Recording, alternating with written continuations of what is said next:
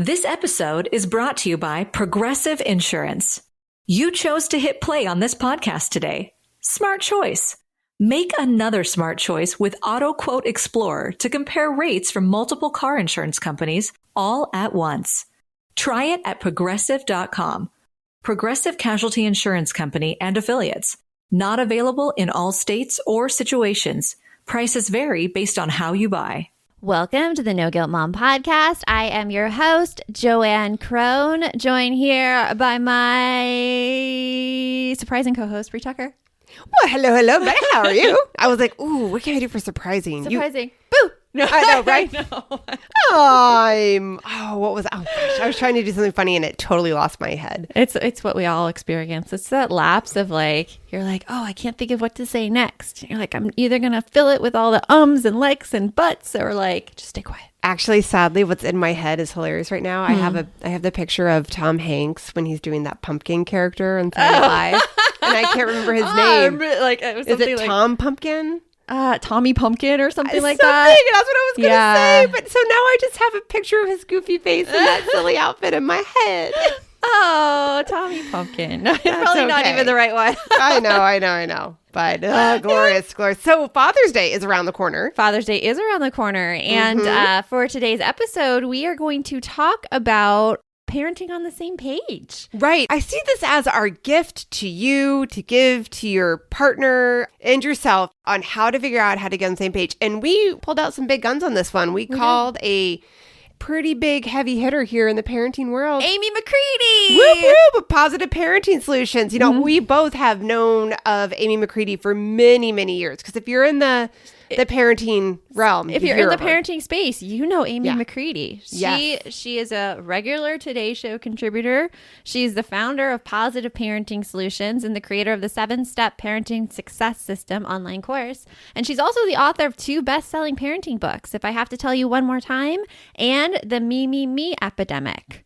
And her sons, she has 2 adult sons now who are 24 and 22. So she has lived through it, and she has such great takeaways for parents. Oh, yes. It was amazing. Like we threw out all the questions that we get all the time from parents. Like, first of all, what do you do when you guys don't agree on how to even do your parenting? Like, let's say one of you has, like, maybe in the very beginning, you guys were closer to the same page, but as time has gone on and the kids have gotten older, one of you may have heard of a parenting strategy or seen it work with somebody or read a book, and you're like, hey, I want to try this. And the other parent's like, whoa. Yeah. What we see a lot here at No Guilt Mom is that one parent tends to be more authoritarian with like my way or the highway and setting really strong rules and punishments. And the other parent tends to be a little more relationship based and wanting to improve that relationship. And so those 2 personalities in parenting sometimes clash, but they don't have to. Right. And I think the interesting thing about that too is that sometimes you don't even realize 100% what your parenting perspective is until you actually have your kids. Yeah. And that's where it gets tricky. Right. And then here's another scenario that happens a lot. What happens when a kid acts up or has a certain behavior with only one parent? That we hear a lot too. Yeah. Yes. I've seen that too in my parenting. Like my kids have been more like likely to kind of dissolve in a puddle of emotions around me than my husband. And here I am like emotionally drained and going through everything. Because I've realized actually through parenting that I take on a lot of other people's emotions. It's hard being an empath. It's hard. Well, and then like you're just drained and you've been through all the emotions of this other person. And then when I see my husband with the kids, they're all like, we're going to go for ice cream. And that's what I see anyways. I doubt it's like that. But I liken it to like when they fall skateboarding and it's like, oh my legs broke. I need stitches. I need a milkshake. I need hugs and cuddles. And then it happens with their dad and they're like, and dad's like, come on, wipe it off. And they're like, okay. What the heck? Right? Seriously? Yeah, or real life. Right? Or this other fun one that happens a lot when you have the behavior is really a big deal to one parent and the other one is like, who cares? Yeah. It's like, we don't need to focus on that. Like fidgeting, I find, is really big deal to one parent and not another parent. And you're just like, I'll just ignore the fidgeting and it'll be fine. The other parent's like, stop it, stay still. Yeah, grades can be another one with that. So we hit all of these in today's episode. Got you guys some solid answers, some solid techniques and theories to work with. So we are so excited for this for you guys. Hope you enjoy our conversation with Amy McCready. Welcome, Amy, to the No Guilt Mom podcast. Like Bree and I were talking before, we are so excited to have you here. So welcome. Well, thank you so much for having me. Yes. And listening to your podcast, I can tell we are like totally of the same mindset. So it's always such a joy to talk with people who kind of view things the same way. So thank you so much for having me. This is going to be a really good conversation. I'm looking forward to it. Yeah. So for those of our listeners who don't know who you are, can you tell us a little bit about your story and what you do? Sure. So I'm the founder of Positive Parenting Solutions. We do online parenting training for parents of toddlers to teens all over the world. I've been doing this online for about 13 years now. But before that, I started out in a completely different career, but ended up in parenting education just because I was really struggling with my own kids when they were little. And so I just started studying and, taking positive discipline classes and those types of things. And it became my love and my passion. And I just wanted to teach it to other parents. So I've been doing that ever since. I couldn't imagine going back to my corporate job now, but I just love serving parents. Awesome. I love that story because I feel like that's a lot how parenting educators really get into it. Like we either have like issues with our kids that we start researching, or like a lot of teachers get into it where they realize that they can have a bigger impact outside the classroom by kind of teaching parents how to raise kids and raise kids in a really positive way.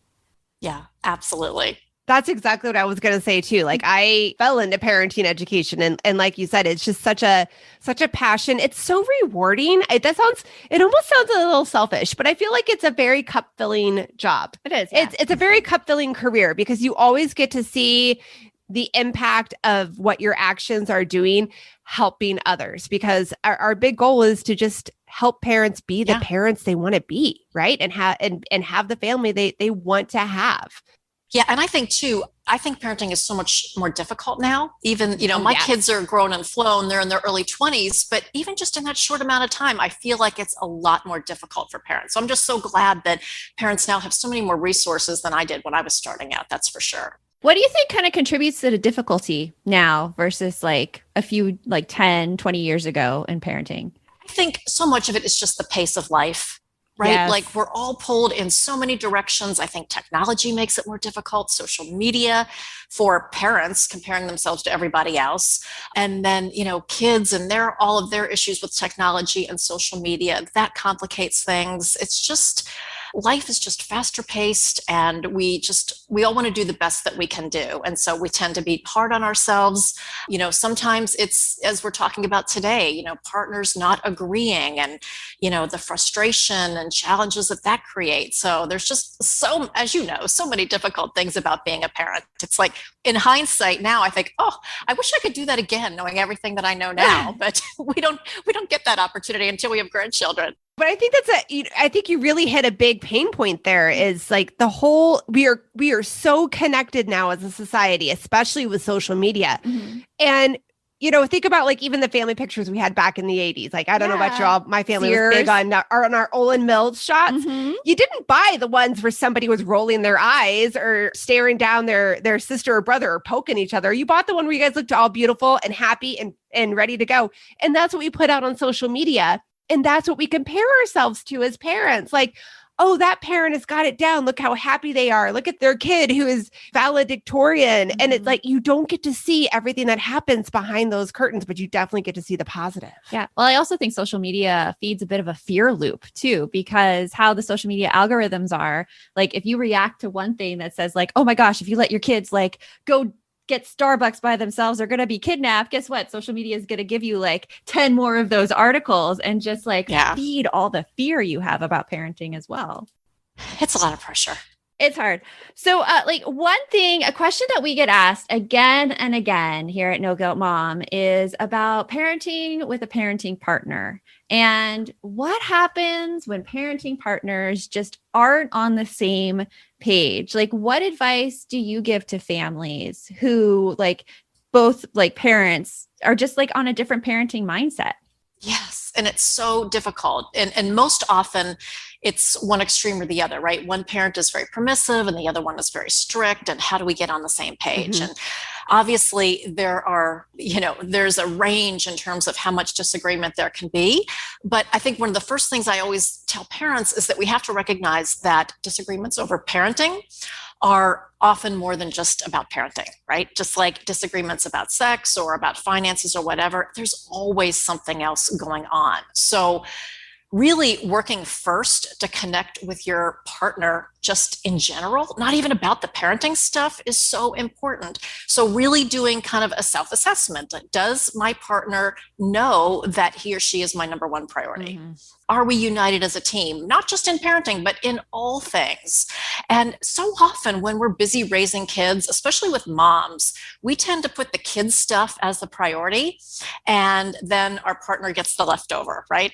And so that often breeds a lot of resentment, and then that will come out in the parenting. So again, it's addressing those communication power struggles in general. And now there's so many great resources for working on your communication. I was telling you guys earlier, a couple of resources that we recommend are Erin and Jocelyn Freeman.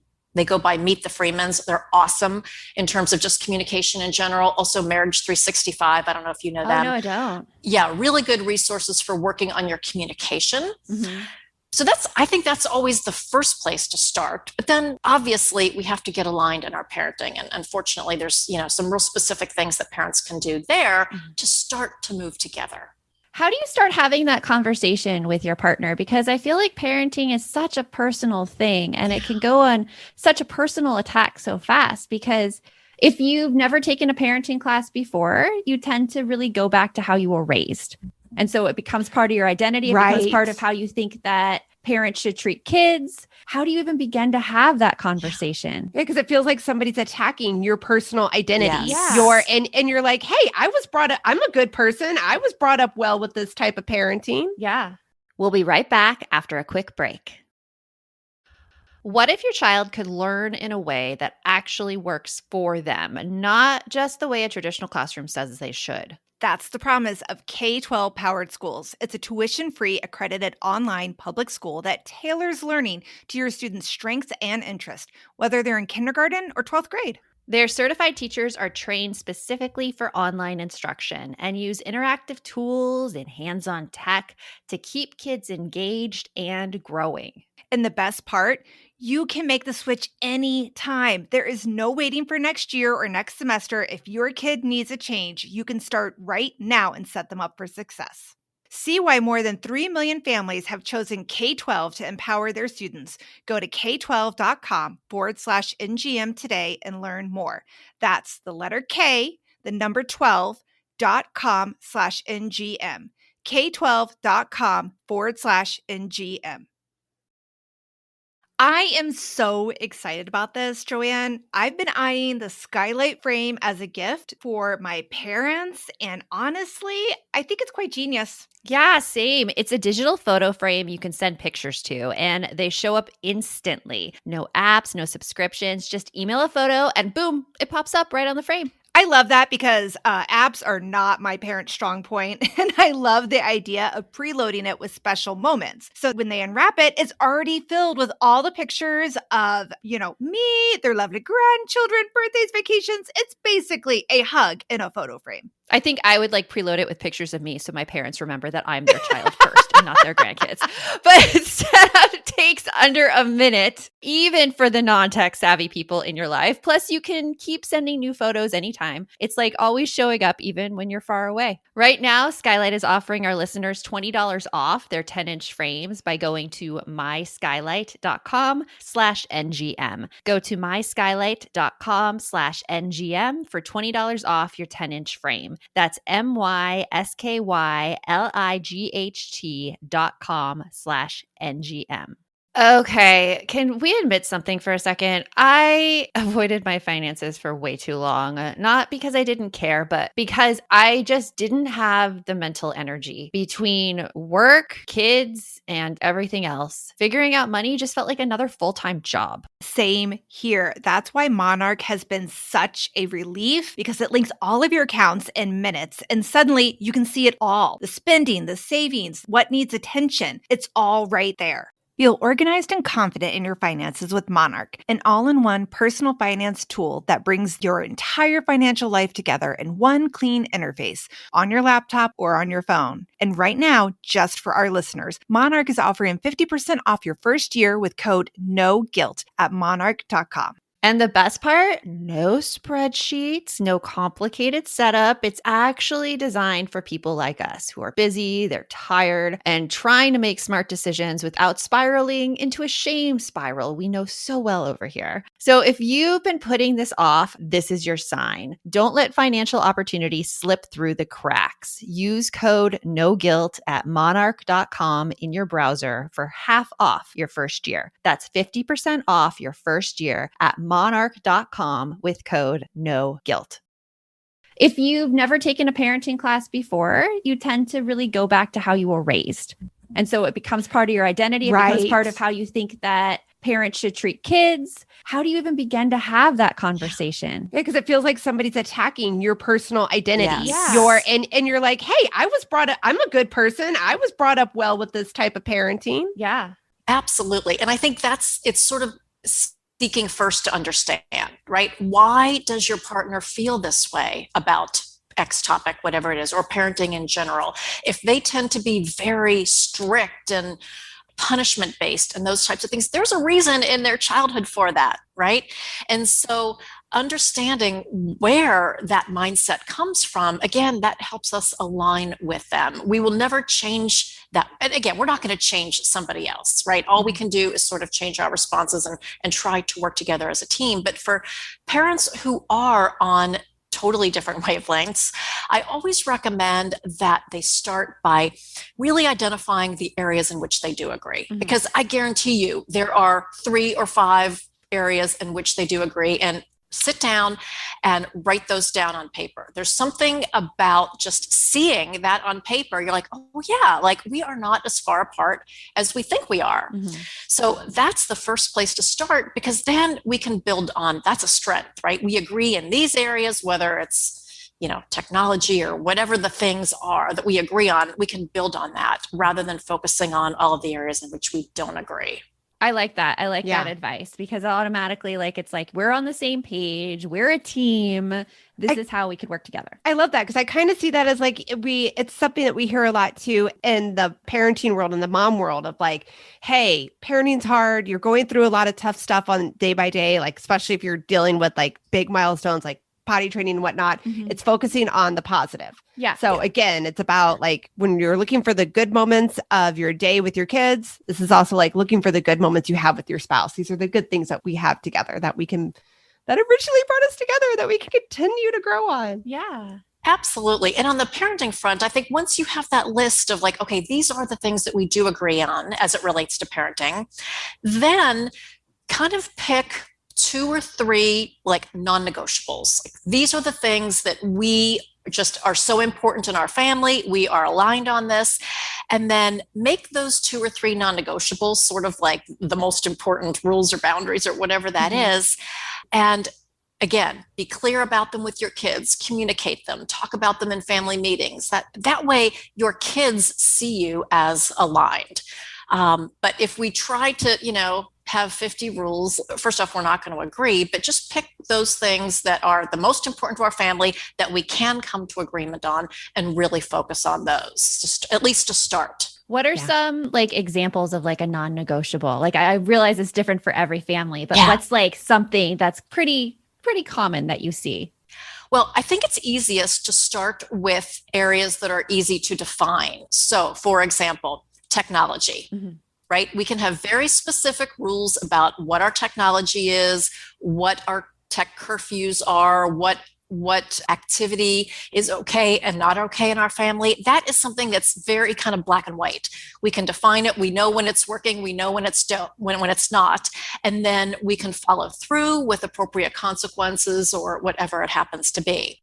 Areas that are a little bit more nebulous, I think, tend to be problematic, like back talk or attitude, right? Don't you think like that's a little harder to define? And especially if parents are on different ends of the spectrum in terms of their parenting. Like what one thinks is okay, the other one is like, that's completely unacceptable. So just sticking with issues that are easy to define, curfew, for example, if you have older kids, you know, whatever those things are, just pick a few of them. And so you know whether the rules are being followed or not. And again, you come across as that united front. We stand together in this area. The united front is so important. Like my kids, they always get in trouble with us, or they used to because they don't do this anymore. But they would ask one of us a question and then try to ask the other one of us the question. And I could always sense when they do this now. And I'm like, what did your dad say? And they're like, he said no. I'm like, then it's no. Like, you can't come to me. At least you picked up on that, right? Like, I can't, my best story of that, and I just have to share it because I was pretty proud of my kid for coming up with this. I think it was 4 at the time. He wanted to go swimming, and I did not want to take them swimming in the pool that day because we had a pool in our backyard. I was just tired. So I totally did the thing that a lot of us do where I just pushed it off to the other parent. And I'm like, you know what? I don't want to do it, but if your dad says yes, then okay. So then my son was very smart and sneaky. He goes down the hallway, talks to his dad, goes, hey, dad. And his dad goes, yes. And he runs back. Dad said yes. And I'm like, wait a minute. Wait, do you even know what you said yes to? And my husband at the time was like, no. What did I say yes to? And I'm like, yeah. But he came back. He was like, you just said he had to say yes. You didn't say what to. That brings up an interesting point, though, because like certain issues mean more to one parent than they do to another parent. So something that just came up the other day in one of our parenting groups is that their kids were fidgeting at the table, and they were like, the kid was constantly getting up and down, and mom wanted to let it go. And dad was like, no, this is unacceptable. Yeah. So what do you do when it's in the moment? When it's in the moment and you disagree so strongly?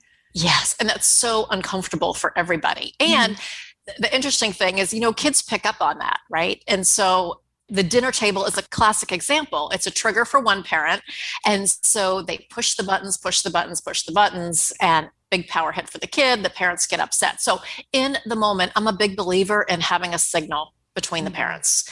And I like for it to be a nonverbal, like whatever, you can put your hand over your heart, you can, time out, like whatever you want the nonverbal to be, but it's signaling to your partner, you know what, we're clearly not on the same page on this. Let's table this discussion and discuss it offline. Like we get through this meal, do what we need to do, but then we make a note to have a real conversation about this. So, but trying to deal with it in the moment, again, is only going to show your kids that this is a big trigger issue, and you're not going to resolve it in the moment because we're escalated at that point. So when an issue is really important to one parent and not so important to the other, again, it comes back to that seek to understand. Why is this such a trigger for him at the table or whatever it is? And then once we kind of understand that, okay, let's get into problem solving mode. We have to get to a situation where we can create a solution for this. Let's work together on that rather than sort of, continuing to be headbutting each other on who's right and is it a big deal or it's not a big deal. If it's a big deal to one person, it's a big deal. Yeah. Right. Because you wouldn't want somebody to negate what you feel is important either. Exactly. So it's like bringing that back to the table. Bring it back. Exactly. Yeah. Now that you said the signal, I do have a signal with What's your signal? My husband. I grab his leg under the table, like right by his knee. Yeah. If we're disagreeing on something, I'll grab it and he'll table the conversation. And sometimes he'll look at me and if he's just staring, I'll be like, okay. And I shut my mouth and we talk about it later. I can see his eyes getting bigger as he stares you down across the table. Yeah. I don't know how you guys feel about this, but I also think it's okay to say in front of your kids, you know what, Dad and I have different viewpoints on this. We're going to talk about it together so we can come up with the best solution for our family. I think that's excellent. Yeah, you have to show your kids that conflict happens. People can work through it. Yeah.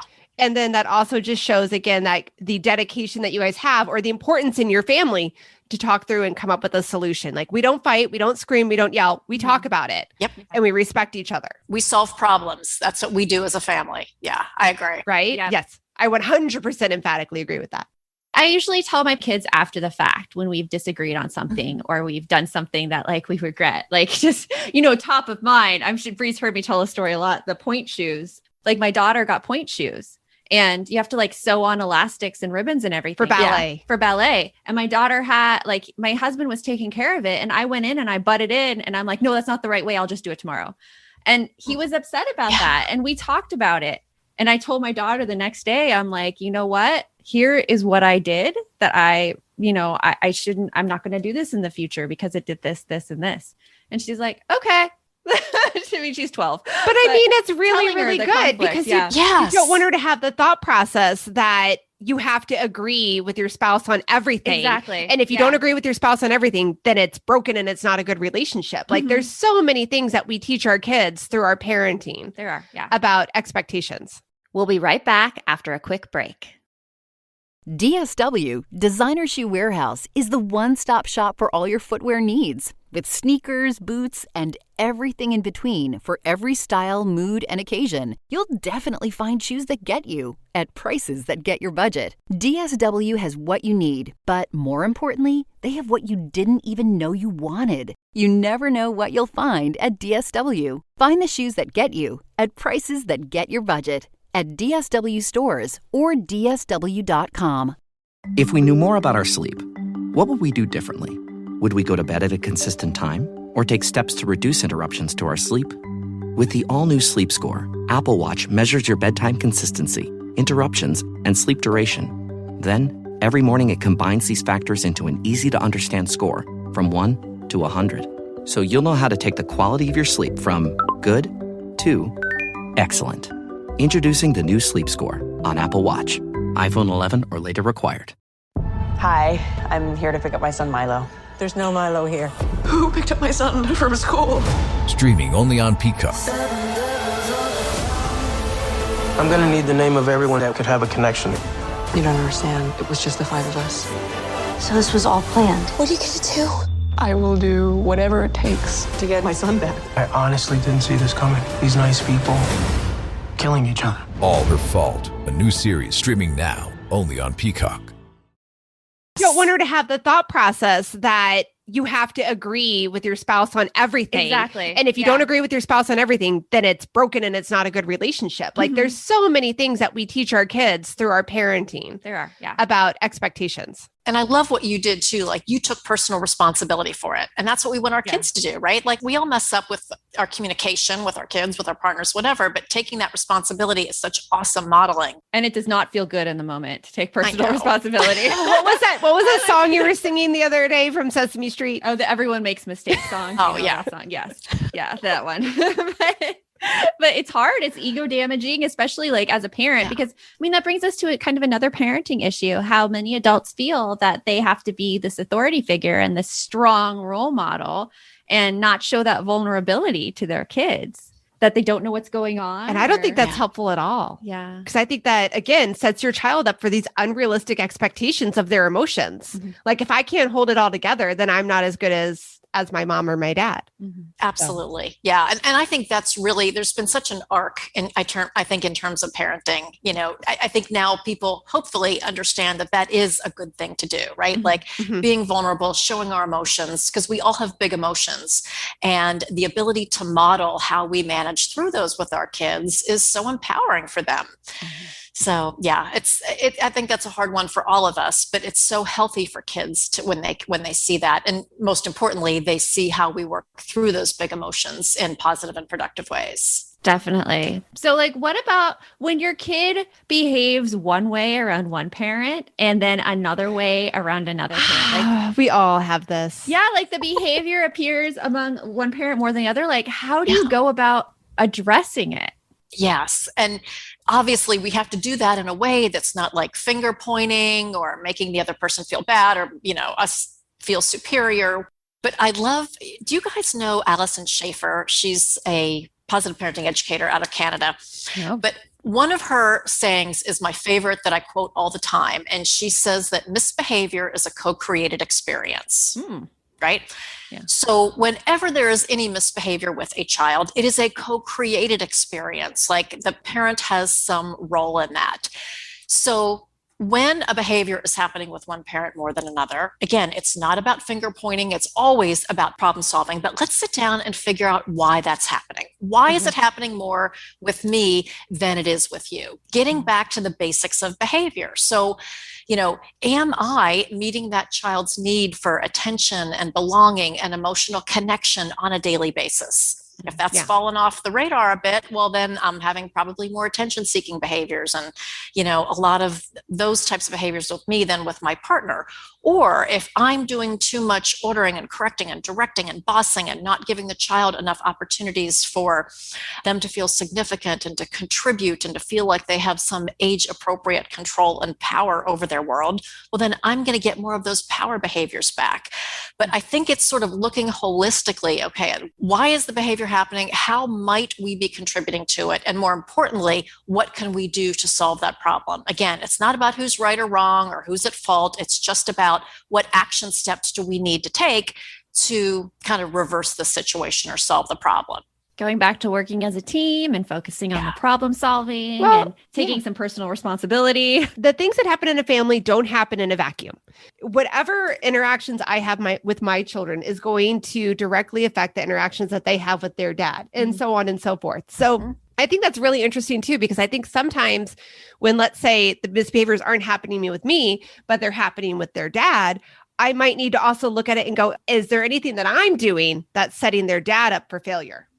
Maybe I'm saying something. Maybe I'm just, again, maybe I'm not helping out enough when that parent is tired and they're at the end of their patience. So again, it can go both ways, but nothing happens in a vacuum in a family, right? Like everything that occurs, it affects all of us in some way, shape, or form. Absolutely. And I think too, I'm sure you guys hear this a lot.